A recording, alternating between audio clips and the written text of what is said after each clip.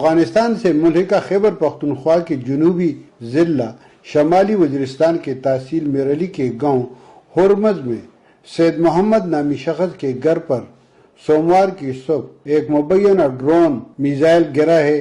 Missile گرنے کے نتیجے میں گھر میں موجود 7 افراد آ گئے، جن میں سے 3 بچے موقع پر جاں بحق جبکہ ایک خاتون اسپتال میں چل بسی۔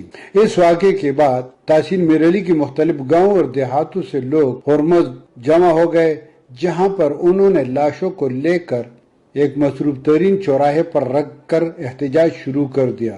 بعد میں سول انتظامیہ اور پولیس افسران نے مظاہرین سے بات چیت کر کے ان کو مطمئن کر دیا اور مظاہرین نے احتجاج ختم کر کے بعد میں تمام 4 جاں بحق ہونے والوں کے جنازے ادا کیے۔ یاد رہے کہ اس سے قبل بھی شمالی وزیرستان کی تحصیل میرعلی، تحصیل میران شاہ، تحصیل رزمک سمیت اور ملحقہ جانی خیل بکا خیل میں بھی اسی قسم کے ڈرون میزائل حملوں کے نتیجے میں متعدد افراد ہلاک اور زخمی ہوئے ہیں۔ بنو ڈویژن میں شامل شمالی وزیرستان کے مختلف گاؤں اور دیہاتوں میں دہشت گردی اور تشدد کے واقعات تواتر سے ہوتے رہتے ہیں، جس سے لوگ کافی پریشان ہیں۔ آج بھی سوموار ہی کو بھی بنو شہر میں امن و امان کی ابتر صورتحال کے خلاف مختلف سیاسی جماعتوں اور سماجی تنظیموں ایک جرگہ شروع ہوا ہے۔ شمیم شاہد، میدان ڈیجیٹل، پشاور۔